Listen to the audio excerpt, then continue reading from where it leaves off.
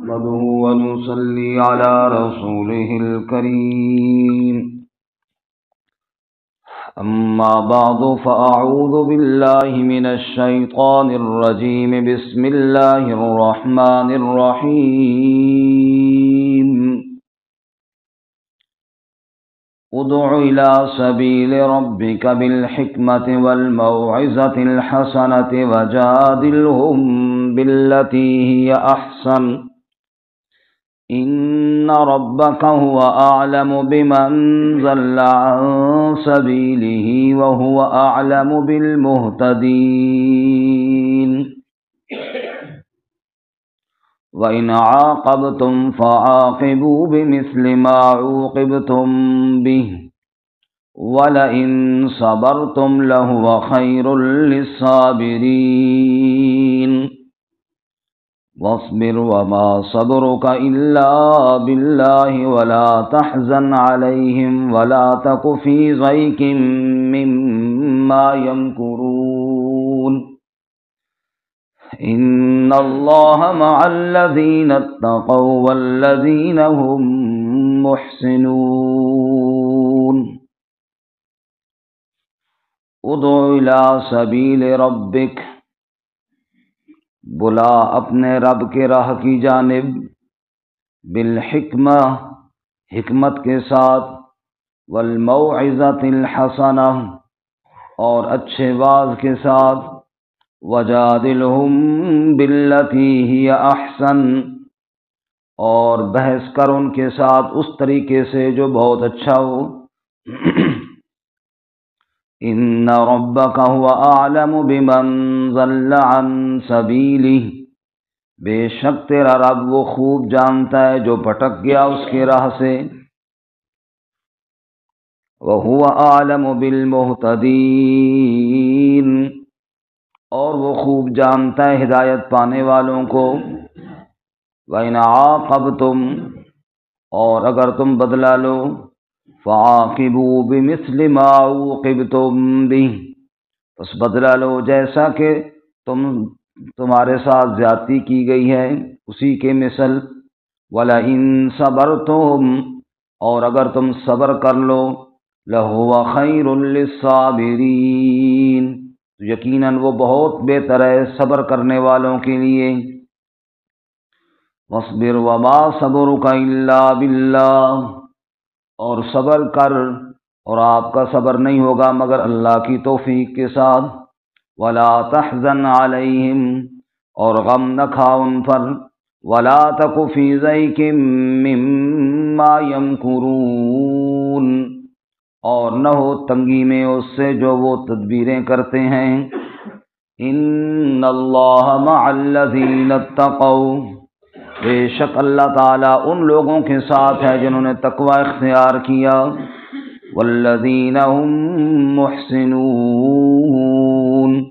اور وہ لوگ جو احسان کرنے والے ہیں سبحان ربک رب العزت عما یصفون وسلام علی المرسلین والحمد للہ رب العالمین اللهم صل على محمد وعلى آل محمد كما صليت على إبراهيم وعلى آل إبراهيم إنك حميد مجيد اللهم بارك على محمد وعلى آل محمد كما باركت على إبراهيم وعلى آل إبراهيم إنك حميد مجيد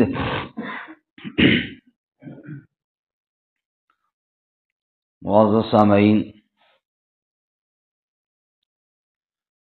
سورۃ النحل کا آخری رکوع آیات نمبر 125 126 127 اور 128 تلاوت کی ہیں اللہ رب العزت ان کے مطابق صحیح بیان کی توفیق عطا فرمائے آمین ہمیں قرآن و سنت پر عمل کرنے کی توفیق عطا فرمائے آمین سورۃ النحل میں مختلف مسائل پر اللہ رب العزت نے واضح فرمایا جو ہم نے پڑھا اور سنا۔ آخر میں جو ہمارا آج کا سبق ہے اس سبق میں اللہ تعالیٰ نے تبلیغ کا طریقہ بیان فرمایا ہے، کس طرح دعوت دی جائے، دعوت کا طریقہ کیا اختیار کیا جائے۔ چنانچہ دعوت کے 3 طریقے اس آیت مبارکہ میں ہیں۔ لوگوں کے حساب سے، چونکہ جو دعوت دی جاتی ہے وہ کسی کو دی جاتی ہے، ہر بندے کا ایک الگ حساب ہوتا ہے۔ لوگوں کے حساب سے دعوت دینے کے 3 درجے اور 3 طریقے ہیں۔ فرمایا کلم الناس بقدر عقولہم، لوگوں سے کلام ان کے عقل اور فہم کے مطابق کرنی چاہیے۔ مثال کے طور پہ اگر ایک بچے کے سامنے آپ کوئی ایسی باتیں کریں گے جو اس کی درجے اور اس کی فہم سے بڑھ کر ہے تو اسے کیا پتہ چلے گا کہ یہ کیا کہہ رہے ہیں۔ اسی طرح ہر بندہ جو ہے اس کے ایک الگ حساب ہوتا ہے، اس حساب سے بات کرنا یہ دعوت کا بنیادی اصول ہے۔ اللہ تعالیٰ بھی قرآن مجید میں فرماتے ہیں نا، وما ارسلنا من رسول الا بلسان قومہ، ہم نے جتنے نبی بھی بھیجے اس قوم کی زبان میں بھیجے، لیبین لہم، تاکہ وہ بات خوب بیان کر سکے۔ مقصد صرف بات پہنچانا نہیں ہوتا، مقصد اگلے کو بات سمجھانا ہوتا ہے، کہ بندہ ایسی بات کرے کہ اگلے کو بات سمجھ میں آ جائے۔ چنانچہ یہ جو آیت مبارکہ ہے اس میں 3 درجے ہیں دعوت کے۔ لوگوں کی بھی 3 قسمیں ہیں۔ جو دعوت کا میدان ہے وہ آگے عوام یا جو سننے والے ہیں ان کی بھی 3 قسمیں ہیں۔ نمبر 1 وہ لوگ ہیں جو پڑھے لکھے لوگ ہیں، جو بغیر دلیل کے اپنے موقف سے 1 انچ بھی پیچھے ہٹنے والے نہیں ہیں۔ ان کو دلائل کے ساتھ کوئی بات کی جائے تو شاید وہ مانیں۔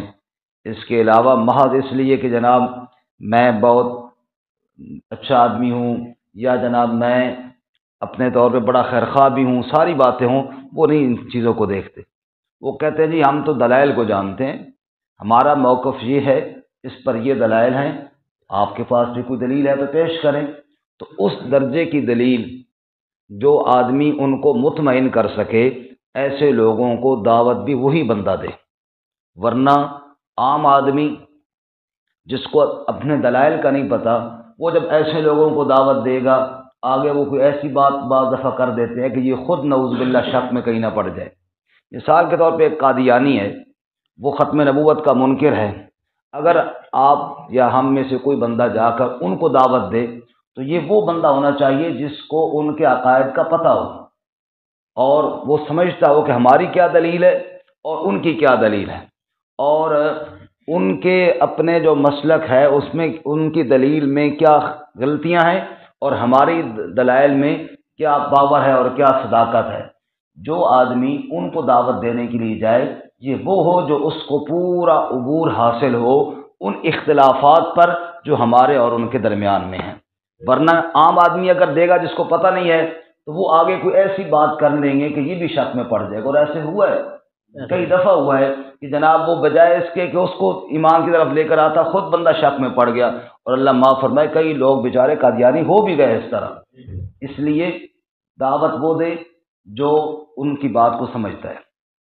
ایک تو یہ طبقہ ہے اور اس کے لیے دعوت کا یہ اصول ہے۔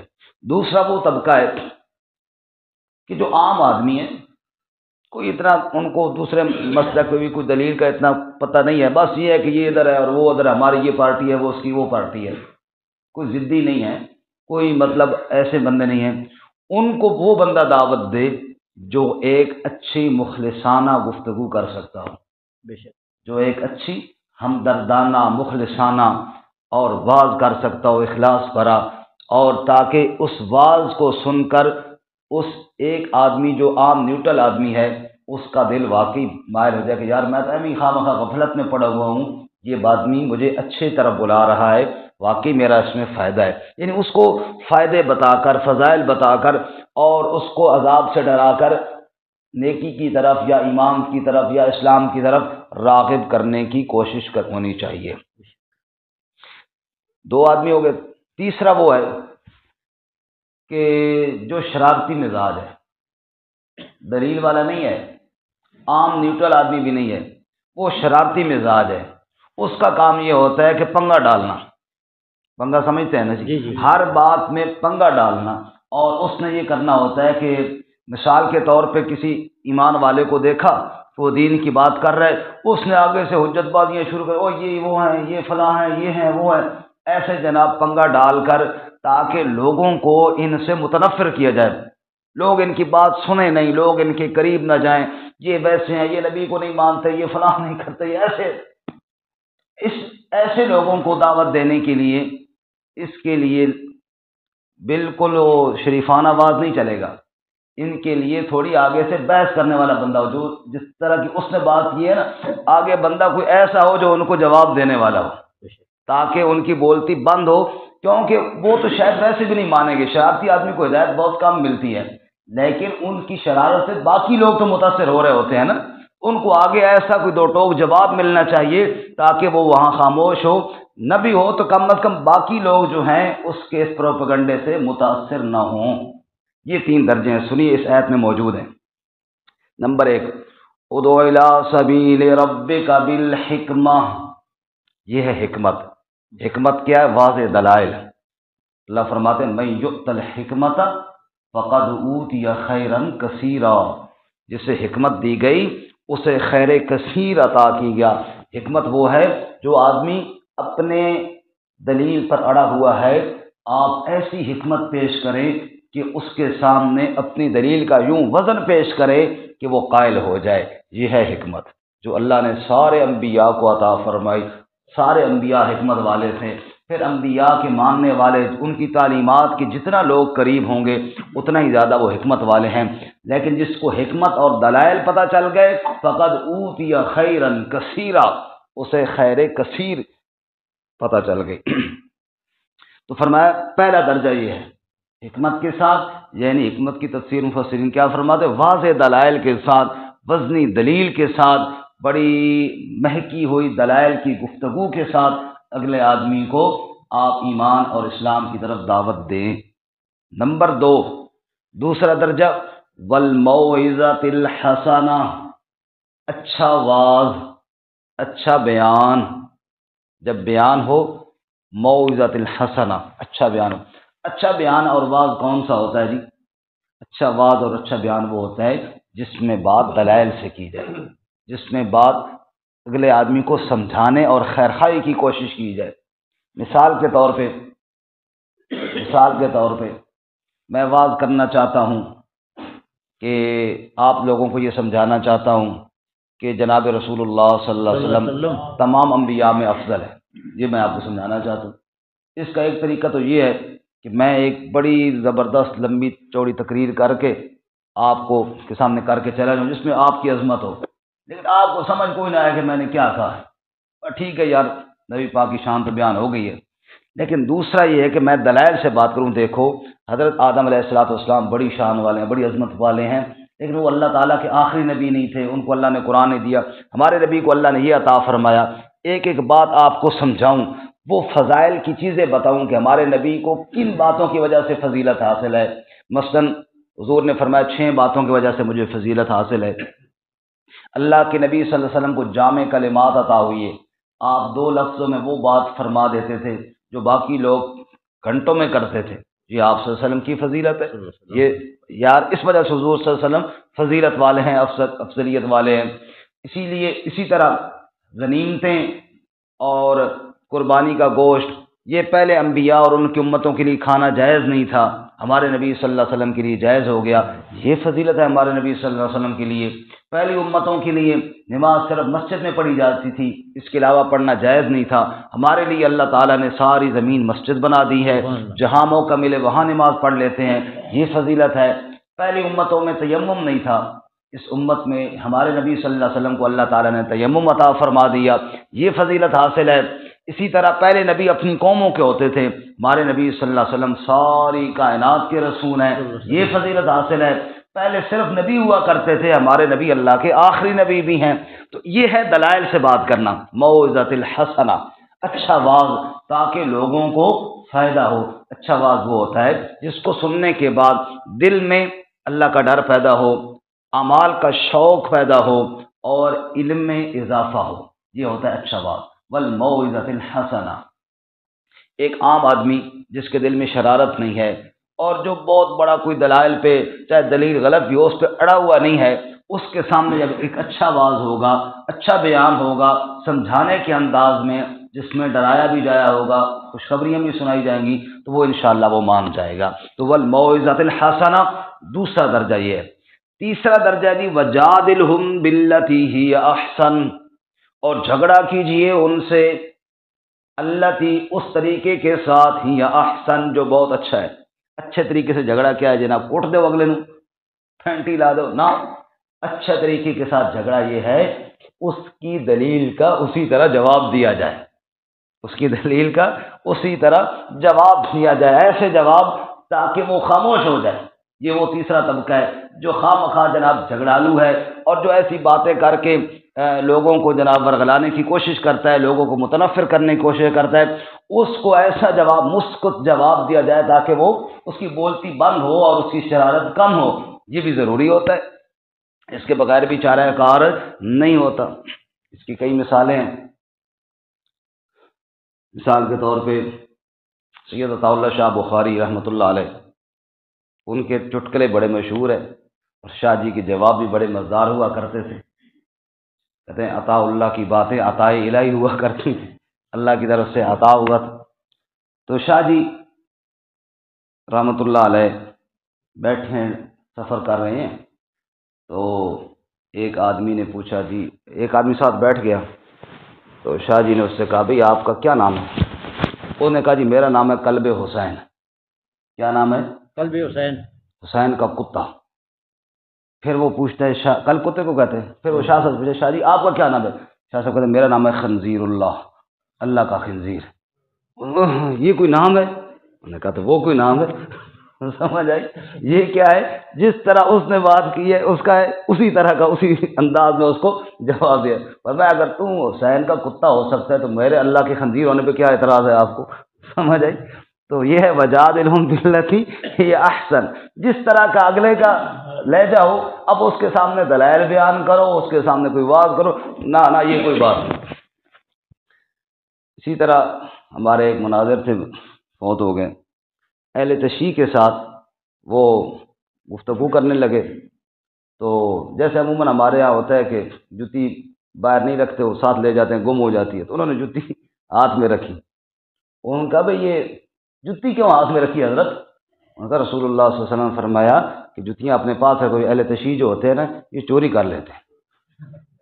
انہوں نے کہا اس وقت اہل تشیع کہاں تھے؟ انہوں نے کہا یہی تو ہم پیٹتے ہیں نا، اس وقت نہیں تھے، یہ بعد میں آ گئے۔ یہی تو ہم پیٹتے ہیں نا، سمجھ آئی ہے کہ اس وقت کوئی نہیں تھے۔ تو یہ ہوتا ہے کہ کوئی ایسی بات، حالانکہ یہ کوئی بڑی دلیل کی بات نہیں ہوتی، یہ ایک اگلے آدمی کو جس الزامی جواب جس کو ہم کہہ دیتے ہیں، دلائل کے ساتھ بات کرنا۔ ہمارے ہاں مناظرہ کا ایک رواج ہے نا، مناظرہ، فلاں دا مناظرہ ہو فلاں، قرآن اس کو مجادلہ کہتے ہیں، جدال، یعنی جھگڑا ہے لیکن ہے دلائل کے ساتھ۔ اس میں وہ جھگڑا والا نہیں بات نہیں ہے کہ جناب ایسے خواہ مخواہ کی بحث شروع ہو جائے، مطلب یہ کہ ایسی دلیل کہ جس کو سن کر اگلا کم از کم خاموش ضرور ہو جائے، مانے نہ مانے وہ الگ بات ہے، خاموش ضرور ہو جائے۔ جیسے قادیانیوں کے ساتھ مناظرہ تھا، چونکہ قادیانیوں کے مسئلے میں دیوبندی، بریلوی، اہل حدیث سب اکٹھے ہوتے ہیں، تو سارے اکٹھے تھے علماء، تحریک ختم نبوت کا دور تھا، تو مناظرہ تھا قادیانیوں کے ساتھ۔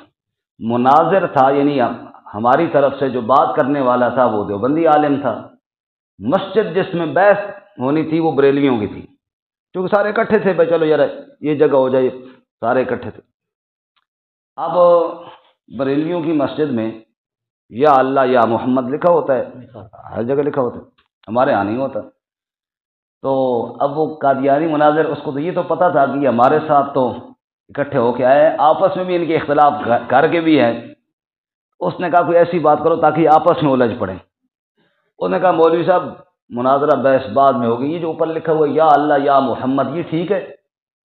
اس کے ذہن میں تھا کہ یہ مولوی تو کہے گا کہ نہیں ٹھیک، تو میرے ساتھ کیا لڑیں گے، آپس میں ان کی پھوٹ تو پڑ جائے گی نا۔ اس نے کہا مولوی صاحب یہ والا جو لکھا ہوا ہے یا اللہ یا محمد یہ ٹھیک ہے؟ مولوی صاحب کہا بالکل ٹھیک ہے. کہا ٹھیک ہے. کہا ہاں جی بالکل ٹھیک ہے. اس کا مطلب یہ وے یا اللہ دی منو تے یا محمد دی منو، مرزے دی بالکل نہ منو. اس کا یہ مطلب ہے یا اللہ دی منو یا محمد صلی اللہ علیہ وسلم دی منو، مرزے دی بالکل نہ منو. مرزا ہی کہنے لگا مولوی صاحب اللہ دا نام من، یہ یا پنجابی والا نہیں ہے کہ یا اللہ دی تو یا محمد، یہ یا عربی والا ہے. یہ یا کیا ہے؟ عربی والا ہے. یہ پنجابی والا نہیں ہے، یہ یا عربی والا ہے. یا اللہ دی منو یا محمد، یہ تو پنجابی میں آپ مانا کر رہے ہیں نا. یہ عربی والا ہے یا جس کا معنی ہوتا ہے اے، حرف ندا ہے، پکار ہے. تو مولوی صاحب نے کہا نہیں بھائی یہ پنجابی والا ہی ہے، عربی والا نہیں. کیوں؟ مولوی صاحب نے کہا لوگوں بتاؤ آپ میں سے کس کس نے حج کیا، کس کس نے عمرہ کیا؟ کافی سارے لوگوں نے ہاتھ کھڑے کیے. فرمایا مکے گئے ہو، مدینے گئے ہو، جدے گئے ہو؟ جی گئے ہیں جی. وہاں کسی مسجد میں آپ نے دیکھا یا اللہ یا محمد؟ نہیں جی. کہا عربی ہو گیا تو عرب وچ لکھا ہوا ہو گیا، یہ پنجابی ہے صرف پنجاب وچ لکھا ہوا. سمجھ آئی؟ اب یہ اس نے دوسرے طبقے کو میٹھا سا جواب دے دیا، ان کو بھی جواب دے دیا. تو یہ ہے جادلہم باللتی ہی احسن، جادلہم باللتی، بڑے اچھے انداز کے ساتھ، نہ اس میں کوئی جھگڑا نہ اس میں کوئی فساد، اور بات کا مدلل جواب بھی ہو گیا. تو یہ تین طبقے ہیں دعوت کے، یہ تین ہی اصول ہیں. پہلا طبقہ جو دلائل سے مانتا ہے، ادعو الی سبیل ربک بالحکمہ، یعنی دلائل کے ساتھ جواب دو. دوسرا طبقہ جو عام نیوٹرل طبقہ ہے، والموعظۃ الحسنہ، اچھے وعظ کے ذریعے سمجھاؤ. تیسرا طبقہ جو شرارت کرتا ہے، وہ ایسی باتیں کرتا ہے کہ لوگوں کو لڑانے کی یا متنفر کرنے کی، وجادلہم باللتی ہی احسن، ان کے ساتھ اچھے طریقے سے مجادلہ کرو، مباحثہ کرو. باقی ہدایت پر کون ہے، بھٹکا ہوا کون ہے، یہ فیصلے تم نے نہیں کرنا، یہ کس نے کرنے؟ اللہ. ان ربک هو عالم، بے شک تیرا رب وہ خوب جانتا ہے، بمن ضل عن سبیلہ، اس کو جو بھٹک جائے اس کے راہ سے، وہو عالم بالمہتدین، اور وہ خوب جانتا ہے ہدایت پانے والوں کو. تو یہ ہے دعوت کے تین درجے اور تین طریقے. اگلا چوتھا کام یہ ہے کہ جو ہے دوسرا والا کام، 4 کتابیں عرشوں اتریاں، 5واں اتریا ڈنڈے والا کام. پر میں ڈنڈے والا کام اگلی ایس میں ہے. وہ اس طرح ہے کہ اگر کسی نے تمہارے ساتھ زیادتی کی ہے، تم بدلہ لینا چاہتے ہو، آپ لے سکتے ہو، لیکن دھیان کرنا بدلے میں حد سے تجاوز نہ کرنا، بدلے میں حد سے تجاوز نہ کرنا. اسے کیا پتہ رہے گا؟ بس یہی تو ہدایت ہے نا کہ اس میں غصے کو کنٹرول کرنا. وَإِنْ عَاقَبْتُمْ، اور اگر تم بدلہ لو، بدلہ لینا چاہو، فَعَاقِبُوا بِمِثْلِ مَا عُوقِبْتُمْ بِهِ، بس بدلہ اتنا ہی لو، بِمِثْلِ، جس طرح کہ تمہارے ساتھ زیادتی کی گئی، جتنا تمہارے اوپر ظلم کیا گیا اتنا تو بدلہ لے سکتے ہو، اس سے بڑھ کر لینے کی اجازت. ہارون الرشید کے دربار میں اس کا بیٹا آیا، فلاں چوکیدار کے بیٹے نے مجھے ماں کی گالی دی ہے. اس نے درباریوں سے کہا کہ جس نے میرے بیٹے کو، شہزادے کو گالی دی ہے، کیا سزا ہونی چاہیے؟ ایک نے مشورہ دیا اس کی زبان کاٹ دو، دوسرے نے مشورہ دیا اس کو ادھر کوڑے مارو جی، چمڑی اتار لو، تیسرے نے کہا اس کو جیل میں پھینکو. آپ آگے ماں باپ چکر لگا کے تھکیں گے، آئندہ اس کو سمجھائیں گے نہیں، گالی دے گا. جب ساری باتیں سن لی، اس نے بیٹے سے کہا بیٹے اچھی بات تو یہ ہے کہ معاف کر دو. اچھی بات کیا ہے؟ معاف کر دو. اور اگر معاف نہیں کر سکتے تو ایک گالی تم بھی اس کو دے لو. اس نے ایک گالی دی ہے نا، ایک تم بھی دے دو، برابر ہو جائے گا. ورنہ دوسری نہ دینا، ورنہ ظالم تم ہی ٹھہرو گے. یہ ہے انصاف. تو کہنے کا مطلب یہ ہے وَإِنْ عَاقَبْتُمْ فَعَاقِبُوا بِمِثْلِ مَا عُوقِبْتُمْ بِهِ، بدلہ لینا چاہو اتنا لینے کی اجازت ہے جتنا تمہارے اوپر ظلم کیا گیا. وَلَئِن صَبَرْتُمْ، اور اگر تم صبر کر جاؤ، لَهُوَ خَيْرٌ لِلصَّابِرِينَ، تو یہ صبر کرنے والوں کے لیے بہت بہتر ہوگا. خیر بمانے اخیر، بہت بہتر ہوگا صبر کرنے والوں کے لیے. اس لیے اللہ تعالیٰ نے اپنے محبوب صلی اللہ علیہ وسلم کو صبر ہی سکھایا ہے. فرمایا وَاصْبِرْ وَمَا صَبْرُكَ إِلَّا بِاللَّهِ، اے میرے حبیب صلی اللہ علیہ وسلم، وصبر، صبر کا دامن کبھی نہ چھوڑنا، صبر کبھی نہ چھوڑنا، صبر راحت کی کنجی ہے، صبر عفت کی اور پاکیزگی اور عزت کی کنجی ہے۔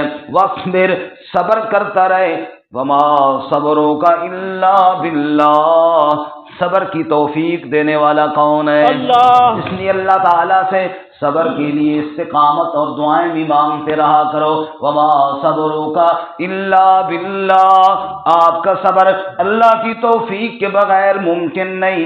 ولا تحزن علیہم، اور غم مت کھا ان پر، یعنی آپ دعوت دے رہے ہیں، یہی بڑے اچھے انداز سے دعوت سمجھا رہے ہیں، پھر بھی کوئی نہیں سنتا، پھر بھی کوئی نہیں مانتا، الٹا آپ کے اوپر اعتراضات ہوتے ہیں، الٹا آپ کو تنگ کیا جاتا ہے۔ ولا تحزن علیہم، غم نہ کھایا کر میرے محبوب صلی اللہ علیہ وسلم۔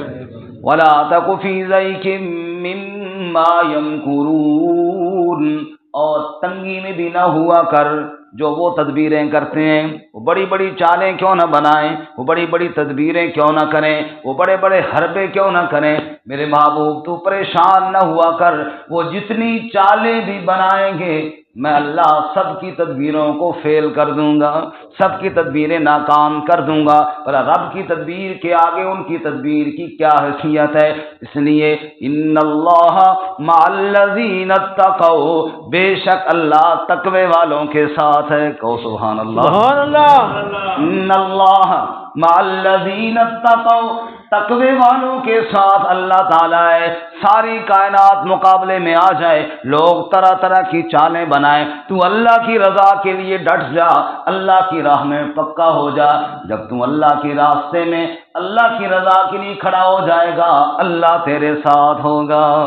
موسیٰ علیہ السلام نے کہا یا اللہ فرعون کے دربار میں جا رہا ہوں، مجھے ڈر ہے وہ مجھے قتل کر دے گا، تو میں قال کلا، موسیٰ تو چلا جا، میں تیرے ساتھ ہوں، تیرا کچھ نہیں بگاڑ سکتا۔ ان اللہ مع الذین اتقوا، اللہ تقوی والوں کے ساتھ ہے، والذین هم محسنون، اللہ ان کے ساتھ ہے جو احسان کرنے والے ہیں۔ ابھی ہم نے اسی صورت میں آیت پڑھی تھی، ان اللہ یأمر بالعدل والاحسان، احسان کرنے والا محسن عوام نے احسان پر تفصیلی بات بھی کی تھی۔ احسان کے دو مطلب ہیں، ایک مطلب تو یہ ان تعبد اللہ کأنک تراہ، اللہ کی یوں عبادت کر گویا کہ تم اللہ کو دیکھ رہا ہے، اتنا نہ ہو سکے تو اتنا یقین ضرور رکھ کہ اللہ مجھے دیکھ رہا ہے، یہ ہے احسان۔ اور معاملات میں احسان یہ ہے، اگر کسی نے آپ کے ساتھ کوئی زیادتی کی ہے، آپ اس کے ساتھ نیکی کرے، یہ ہے محسن احسان کرنے والا۔ ان اللہ مع الذین اتقوا والذین هم محسن، صبر کرو اور صبر سے بڑھ کے اگلا درجہ احسان کرو، اللہ تمہارے ساتھ ہو جائے گا۔ اللہ تعالیٰ عمل کی توفیق عطا فرمائے۔ وآخر دعوانا